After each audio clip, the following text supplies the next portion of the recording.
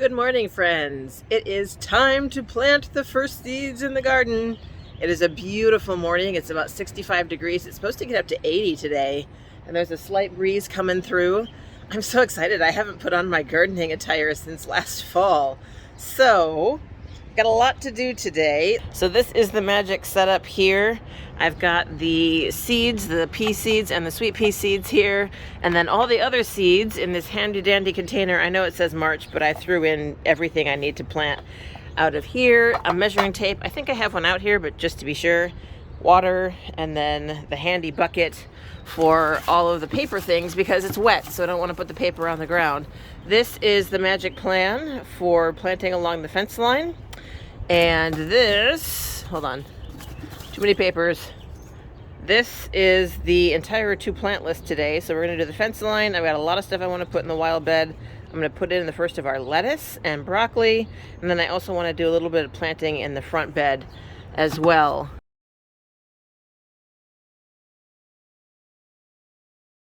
So this is our fence line. This is 57 feet of glorious fence line that we're going to cover with beans and peas and sweet peas.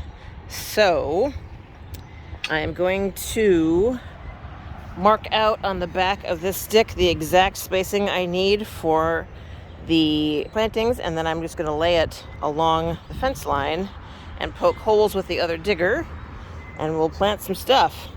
What's interesting, there are a bunch of these along the way, and these, believe it or not, they look like small trees. They're actually the remains of last year's mammoth sunflower stalks. I read that you should leave the roots in the ground to decompose and put all those nutrients back. So these are a couple of really huge ones, but they're all along here. Here's another one. Here's another one. So I'm hoping that I will be able to work around those or plant things next to them. I don't recall offhand what the spacing on these is, so they may intersect with the new spacing, but that's fine, you know, we'll just move around them. So, first things first, let's go ahead and mark the exact spacing. If you recall from the scientific diagram, it's 664. I had a moment there where I thought I'd done the markings all wrong because I was writing underneath them what goes in there so I don't have to keep referring to my sheet. And I was like, pea, sweet pea. Oh no, but the sweet pea needs 4 inches. And then I realized that it actually has to start over here. So that's pea, that's sweet pea, that's bean, pea, sweet pea, bean. And then I actually have a little bit of the next one on here, which I may or may not use. It's amazing how short an inch is. I mean, that's an inch, though it doesn't look it. So that's our first pea. I gotta show you guys. The pea's really buffed up overnight. It said 12 to 24 hours they've been in here. It's about 9 in the morning, so they've been here about 15 hours. They're still quite hard though. I mean, they're not soft and plump, which is good. So in goes the seed. Cover it back up. One down, many more to go. So let's get to it.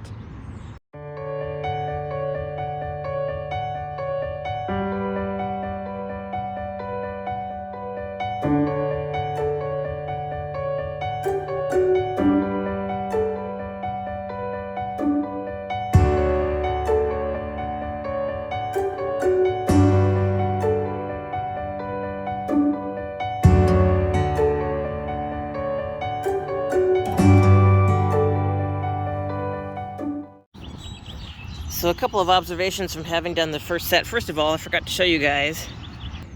These have actually plumped up quite a bit since yesterday too. These are the sweet pea seeds. Isn't that cool? All right, so observation number 1, these have all plumped up, which is really cool. The second thing I forgot to tell you guys, I did figure out what order I'm putting the sweet peas in, and I have that listed over here on the right-hand side, and I'm making a tick mark every time I put one in. I figured that was gonna be the easiest, and I'm doing just thirds, because that also seemed easiest. So that's the plan for that. And then the third thing I've realized, along this fence line, a lot of stuff has built up, like a lot of old grass clippings and stuff, and also this stuff, which I don't mind. It's called henbit, and it's good for pollinators, but it also makes it really hard to tell where the actual soil is and where there's just like this mat of crap. And the instructions on the peas and sweet peas were both very particular. Darkness, age, germination, so getting them deep enough is actually really important. So I may actually have to be pulling stuff out as I go along down here.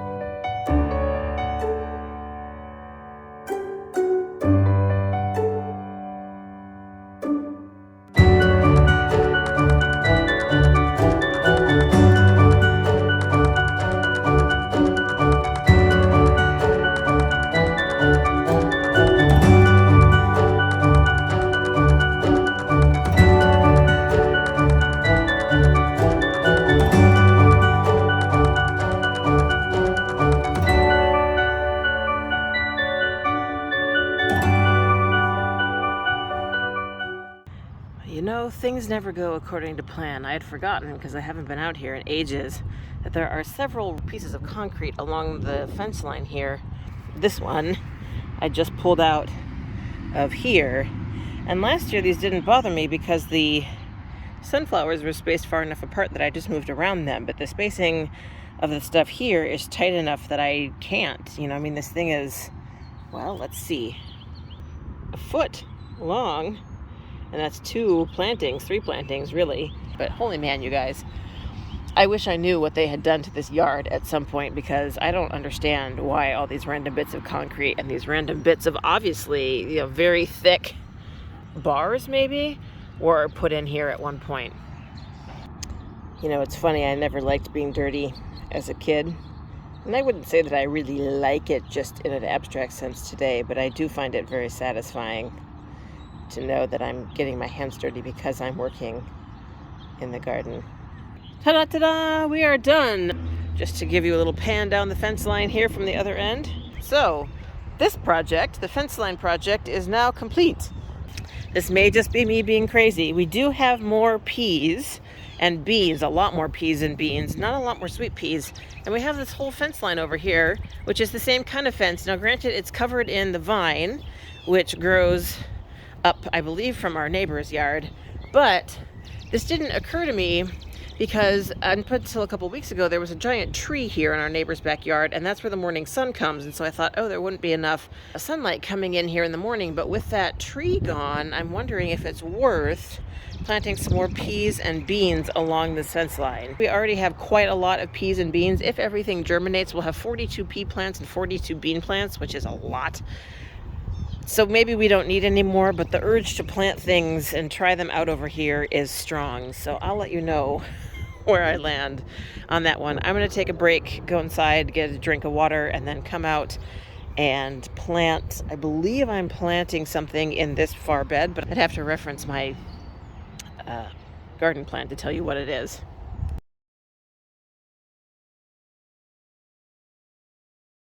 According to the magic list, which is why I made this yesterday, because I knew I was going to forget stuff, we're succession planting broccoli in the raised bed closest to the fence. So I'm going to put 1 broccoli in, and then I want to try, we have 2 different varieties of lettuce. I want to pop them into a new green stalk ring. Okay, so this is what I've been calling bed 4 on my notes. Technically it should be bed 5 because we have 5 raised beds altogether. And as you can see, this one is not in the best of shape. This is its 3rd year, its 2nd year in the ground, and because of the weight of the soil, the edges are coming apart. I'm actually wondering if I can use this paver block that I pulled out from the fence line to maybe just prop up the boards here and have it contained for another season. It doesn't really matter, except for it's easy for the lawn care people to mow around, and there's some really good soil in there. It seems kind of crazy that the broccoli needs to be 18 inches apart if it's only supposed to grow 3 inches. It says to harvest it when the main head is 3 inches in diameter. This will encourage side shoots. Okay, so that's why we're going to have some side shoots. It also says this is freezer friendly. So, you know, worst case scenario, both of the broccoli does extraordinarily well. We have too much to eat and we freeze it. I don't think that's terrible. So I am generally a big fan of no-till gardening. But since these raised beds are kind of artificial to begin with, I don't mind coming through here with a little garden rake and just aerating the topsoil. And also, the instructions on the chemical fertilizer says for soil preparation, mix with soil before planting. So this is a bag of fertilizer that our next door neighbor gave us a couple years ago, and I've been slowly kind of working our way through it. It's free. And I'm just, oops, that's probably a lot. And it says it's not supposed to burn plants when applied in the recommended dose. I did not measure that, as you all saw. I have no idea if that's enough, not enough. So I'm just basically mixing it in with the soil. I kind of feel like this is baking in a way. It's not, you know, but you do this in baking. You kind of take a, you know, like the sugar or flour or whatever, or a spice, and you just kind of mix it in and see what happens. So that's what we're doing here. I do need to mulch this bed after I plant in it so that stuff doesn't grow in it. So now that everything is nicely mixed in, let's put some broccoli in here. Okay, so the instructions say plant's depth 1/8 of an inch And it says the soil temperature has to be at least 40 degrees Fahrenheit, ideally 60 to 85. Well, this bed was in the mid 40s when I tested it, so we're at the bare minimum here for what it will find pleasing. But you know what I should do? Just thinking about this now. I should put the mulch on here first and then dig a hole in the mulch for the seeds. I'll be right back. All right, well that looks better. This is the one bed that I did not put mulch on over the winter because I was trying out a cover crop of clover, which didn't end up going extraordinarily well, and I also didn't end up coming out here and seeding another crop when I should have. So most of the other beds are already pretty well mulched, but this one needed a nice thick layer. Okay, so here's what I'm thinking. If we put something like right at the end of the stick, 18 inches would be there, and then another 18 inches would be like there. So we could actually get 3 heads of broccoli in here, and I think that is a wise idea. I like to maximize my space. So that'll be 3 heads of broccoli. Like a lot of seeds, these are really small, you guys, and they rolled out of the package really fast. In fact, some of them are on the ground underneath my foot, so we may get some surprise broccoli. All right, so it says basically 1/8 of an inch, so I'm just gonna put them on there and then cover them lightly with soil. Okay, so I put some in here, and again, I'm just gonna cover them with a little bit of soil, and I put some in here, and I'll cover them with a little bit of soil. And that's it. That is, I guess I should move the mulch around so it's not going to fall back in the hole. That is the entire sum of the broccoli planting. Part of me wishes that we had a lot bigger of a garden, you know, that we were doing long rows like that forever, and part of me says, my gosh, how easy was that to just do 3 sets, right, as opposed to 3 sets times, 50. Broccoli takes about 48 days to mature, which means it will mature at the end of April, beginning of May. And that is perfect because that bed is going to be the basil bed for the rest of the summer, and basil can't be planted until May, and it takes a while to grow. So I'm hoping we can get another succession maybe of broccoli while the basil is taking off, because the basil took an absurdly long time last year. It stayed like this tall, it seemed like forever, and then it became bush size in about the course of a month. So I'm hoping we can get 2 crops of broccoli out there, and maybe the second crop, the broccoli, will coexist with the basil. So I have about half an hour before my meeting. Let me see if I can get the 2 lettuce varieties planted. This is what I'm thinking. Now, again, if I were an experienced gardener, I probably would know all this stuff, but this is new to us. We've never grown lettuce before. We have 2 different varieties, and it's a cool weather crop.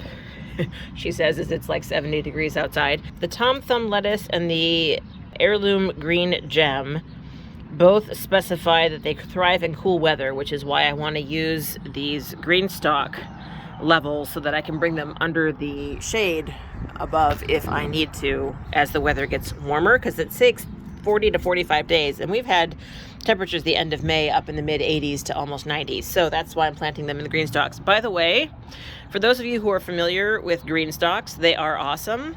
You are supposed to stack these vertically. So they're supposed to go vertically. There's 5 layers, and then there's a little pan on top, and you water the pan and it drips down. The only problem is that you're supposed to put them on level ground, and we don't have level ground here where I would like to use them, which is the patio. The patio slopes down at quite an angle, and so instead of using them as a stack, I am using them as individual pots. The intention is that when we move to a place that has a flat surface, or a place that we feel like shimming these so that they are level, we will actually stack them vertically. But for now, they work really well as just container pots. They're about the biggest I could possibly manage when they're full of soil. The one out there with the catnips that I used last summer, I can comfortably-ish lift that and move it as long as I'm not doing it too often. So first things first, this one specifies that the pots need to be a 15-inch diameter and 12 inches deep, which I do believe these are, but I'm just going to double check that because you never know. Okay, so drum roll please. And it is 19 inches across, just shy of 19 inches across, which is great. And ooh, it's only 11 inches deep. It wants 12 inches deep. Well, it's just gonna have to deal with it. It's just gonna have to deal. It's what we've got. I don't think we have anything deeper, actually.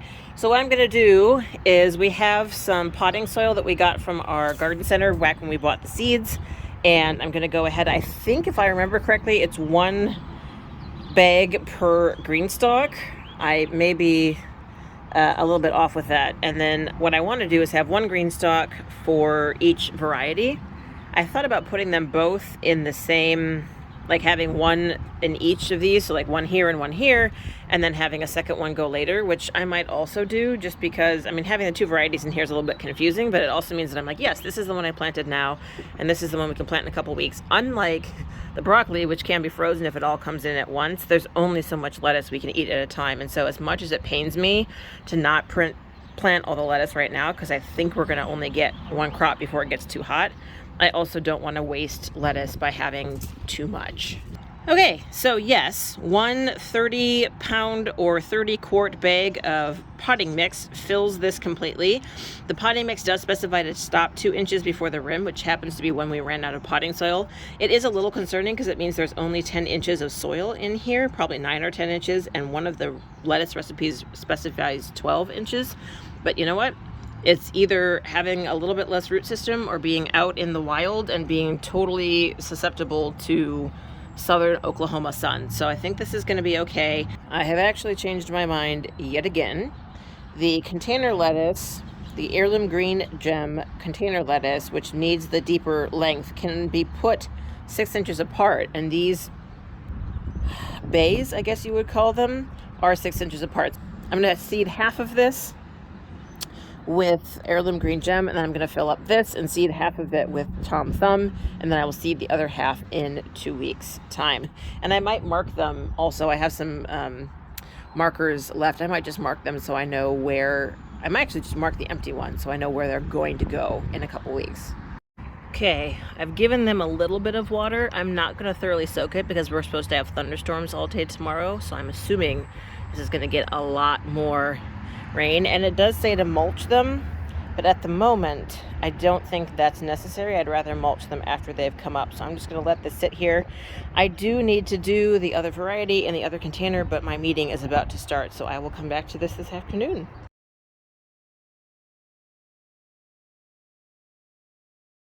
Back from my meeting and from a little bit of lunch and a little bit of a sit down, which sounded like a good idea at the time, but maybe not have been. But I've planted the second round of lettuce, so this is the Tom Thumb, and it needs to be spaced 8 inches apart. So these guys I put somewhat close to the front of their pockets.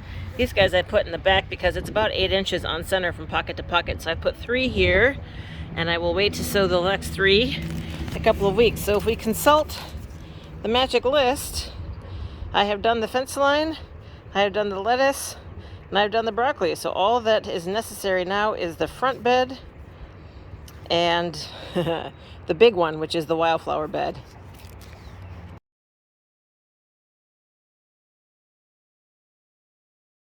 Okay, friends, let's talk for a minute about the wildflower bed. So this is something that we created last year for the first time. I decided that I wanted to have a bigger area than just the 4-foot square bed in our front yard devoted to wildflowers. And so I actually came out last year, and where you see these concrete blocks, I actually dug out the sod from this entire area, 1 shovelful at a time. A lot of it ended up in that little mound you can barely see over there, and a lot of it actually filled in the giant hole in the yard behind the gas meter there. And it actually worked out really well. We were going to try to get somebody to rototill it, but we couldn't find anybody, and so I ended up doing it by hand, which presents a problem for this year because, as you guys saw in the pan I just did, there is a lot of greenery that has grown up in here. And I also just left a bunch of the sunflower stalks from last fall. I carted a bunch of them into the garage to use to dry, and I'll be using them later for a tomato trellis and things, but there's still a bunch of stuff left in here. So again, I like the no-till method. I would have liked it better if I had actually gone out here in the fall and seeded a lot of the native wildflowers, which is when they should have been seeded. So I think what I'm going to do, as backbreaking as it is, I'm going to use this guy. I'm just going to go through and try to tear up the existing vegetation in here and clear it all out and reseed it. So I've got several things I'm going to try to reseed here. And if you saw my seed video, this is going to be a quick recap. The base of this field is going to be the Texas-Oklahoma Native Roadside Mix. I have a lot more seed in here than I need. This has Texas bluebonnet, Indian blanket, purple coneflower, cutleaf daisy, lancelet coreopsis, purple prairie clover, golden wave, Texas yellow star, lemon mint, Huisache daisy, prairie coneflower, black-eyed Susan, plain coreopsis, Mexican hat, clasping coneflower, purple coneflower, which is listed on here twice, I'm not sure why, and wine cup. And then I bought a few things I want to use to supplement it. Extra poppy, some feverfew, some white coneflower, and some pot marigold. That is the plan. Okay, so here's my little test patch. I know it doesn't look like much, but I basically just went all the way through and then down this way again. There is going to be some green stuff left in here, and I just don't have the time or patience to pick it all up, but my intention is basically just to disturb the soil enough so that everything is starting over from scratch to give the stuff that I put in as much of a fighting chance as the stuff that has already moved in to reestablish itself. So here I am ripping along, and I almost ripped up this guy. It's a sunflower, and given where it is in the yard, I'm pretty sure it's one of the mammoths because that's what was back here, but it could be any of them. So it's funny because the sunflowers aren't supposed to be planted for another few weeks or so, but obviously this one's doing just fine. It's kind of fun coming through here and seeing what has survived from last year. Thanks to my plant app, I know that these little guys are coreopsis, which I want, and this little guy here is a primrose. So I'm gonna leave those in there because those are lovely. I love this plant app.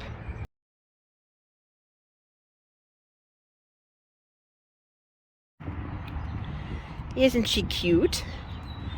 I have seen her a couple of times in the last couple of weeks. This is the second time she's come over to the stoop, and I believe it's a she. I checked out the back end and there are no balls.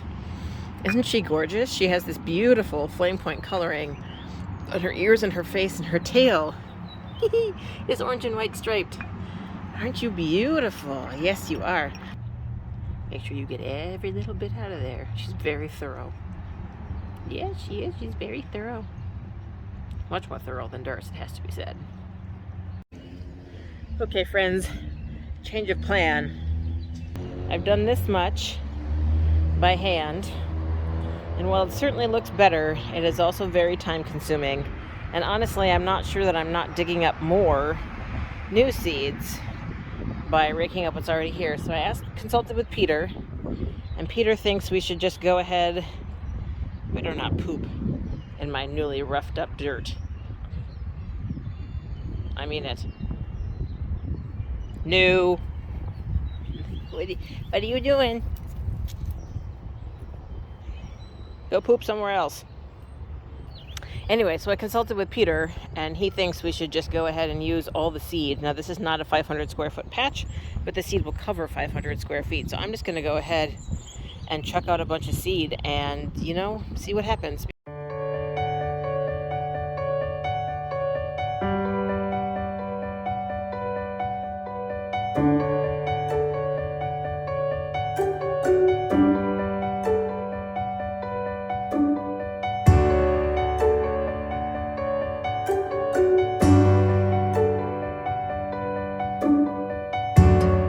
That's the base. I'm going to go through now and add some of my specials in a few places, and we'll call it good. So look at how small those seeds are. This is feverfew, and it says press into surface. Holy crap. Next I'm going to do the white prickly poppy. This says this is Oklahoma's native flower. Like most of the native flowers, it should have been planted in the fall. Happily, these poppy seeds are a heck of a lot easier to see. It says you can just scatter them, but I don't have that many. So I am going to just kind of walk around and press these in to the dirt where I think they should go. Okay, and once again, friends, the instructions both on the packet and on the internet are very confusing. So this is the white swan echinacea. Echinacea or coneflower is usually purple, but I really like the white one. So the instructions say 2 to 4 weeks before your average last frost rate. Ideal soil temperature for germination is 65 to 70 degrees. We are, in theory, 2 weeks away from our average last frost date, and the soil temperatures, which you all saw me test earlier in this video, are nowhere near 65 degrees. So the internet is also not really helpful. They also said 2 to 4 weeks before your last average frost date, so I guess that's what we're going to go with, and just assume that the soil temperature will get there. The seeds in this one, let's see if we can get them out here, aren't too bad. They're very light. They look almost like straw. Come on. Hi, there we go. And it says a group of 3 seeds every 18 inches, and they actually need to go into the earth. So a 1/4 of an inch, that's not very far at all. So I'm just going to put, again, I'm going to pick a few spots around here in the wildflower bed and plant some. And I'm going to save some. I do want to plant a couple of these up in the front beds because I think they'll be quite stunning.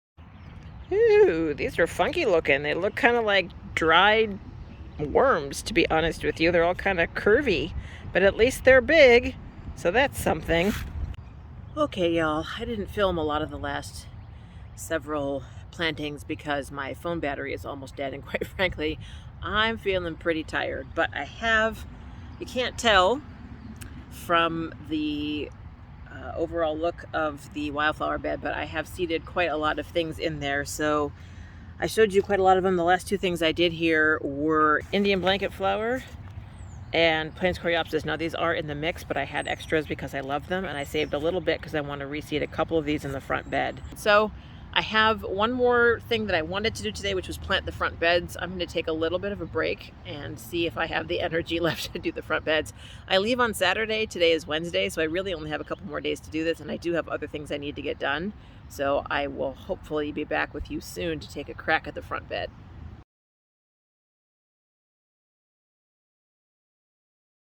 What I'm hoping will be the last the last project for today, are the front beds. This is the original bed that we put up first, let's see, 2 years ago, spring of 2021. And this is the second bed that we put up last year, spring of 2022. Now this one tends to be all native flowers in here. That's what we've done before. And as you can see, there is a proliferation of stuff already in here. All of these cute little guys, these are all, I believe, sunflowers, which is insane to me that there are that many. I'm definitely going to double check that. This is a Cosmo, which is cool. I think I'm going to double check that, but I think that's what that is. And there should be some Coreopsis in here as well. So here's my problem. This is the wildflower bed. These are all of the things I'd like to plant in here, some of which are not strictly speaking wildflowers to Oklahoma. And look at how much, this is only 4x4 bed, and there's so much in here already. Now you might think to yourself, well, why don't you put some of them over here, Felicity? And that would be a good question, except there are more flowers to go in here. I have 2 packets of 2 packets of Cosmos, 4 packets of zinnias, and a couple other things. So I probably will put some of the black-eyed Susans in here, but you know, it's between the 2 beds, it's only 8 square, well, 4x4, 16, 32 square feet, and I have way more seeds. I told Peter, I need more garden. Last year we put marigolds along the driveway, and they did not great, so I'm wondering if I might take some of the extra seeds this year, like maybe some black-eyed Susans, and put them along the driveway. But first I need to use my plant app to identify what's here, pull out anything I don't want here, and then figure out probably just 1 or 2 of each of those, because there just isn't that much room to plant in here, and that will be it for today. Okay, so I did plant a few of the prickly poppies. I think probably maybe 4 sets of the echinacea, a few, like 3 or 4 sets of the feverfew. I did not plant the calendula because it's not native. I did plant a lot of a mix. I mixed the Indian blanket and the Plains Coreopsis together, and threw that over the bed in a few places. And so now to bed number 2. This is Coreopsis. These are both sunflower seedlings, a couple of different varieties maybe. And what's curious is the only sunflowers that were in this bed last year were a Pro-Cut mix, which is a hybrid mix, and the seeds are not necessarily viable. The internet was very torn between whether these would sprout again. So I don't know for sure that either of these are the ones that were in this bed. They could have been blown in from the other bed, but it's very encouraging to see that the Pro-Cuts might actually have been viable and produced babies. That little guy is an Indian blanket, and this little cabbagey looking thing over here, my plant app says is either a cabbage, its first guess, or a chocolate flower, its second. Now I did plant some chocolate flowers last year and none of them came up. So I'm gonna let that grow and see what it does, because if it's a chocolate flower, oh, that's gonna be exciting. I think maybe I'll do, ooh, you know what would be cool? What if I did a Cherokee sunset in each corner, and then in the middle on the edge, I did one black-eyed Susan? How cool would that be? Let me see, check the spacing on these. Every 12 to 24 inches. My little helper is back, and she seems to be really having a good time chewing on one of the dead stalks from last year. You're awfully cute, you know that? What I figured out, because the beds are 4 feet long, so I put one here about 5 inches in. So that means that there's room at 18-inch spacing for one yellow one in the middle and then another orange one in the corner. So that's what I'm doing. So 4 orange in the corners, 4 yellows in the middle of each side. And that will be it, because the rest of this is reserved for zinnias and cosmos. Okay, friends, and with that, the great first spring planting of 2023 is done. The sad part about the planting is you can't actually tell you've done anything. I mean, it's not like, you know, if you've plowed a field, you can tell that the field is plowed. There's nothing to show that everything has been planted, which is really frustrating given the amount of time it's taken. But I have put in everything I wanted to today. I put in everything along the back fence line. I put in everything that's ready to go into the wildflower bed. I put in everything on the food growing spectrum that's ready to go in the raised beds and the containers, and I put in everything that I wanted to out here in the front beds. So the only thing that I don't have the energy to do today is to see about putting some black-eyed Susans along the driveway, and I have yet to mark off with some kind of twine the fence line in the back so that the mowing people don't get to it next Monday when they come. So that has to be done yet. I have gone in and labeled all of the packets of seeds on one of my breaks, and I'll do that now with the last bits that I planted, and everything's just gonna have to wait for 2 weeks, and I'll keep an eye on the weather. Thank goodness you can do that from a distance, and if it needs rain, if we don't get rain, excuse me, it needs water, then I'll have people Peter water, but otherwise we are good to go until mid-April, hopefully. I mean, our last frost is supposed to be around April 5th, April 10th. I get back about the 10th, I think. So there should be another round of planting here in a few weeks. Thanks for sticking around, guys, and I will see you soon in my next video. Bye now.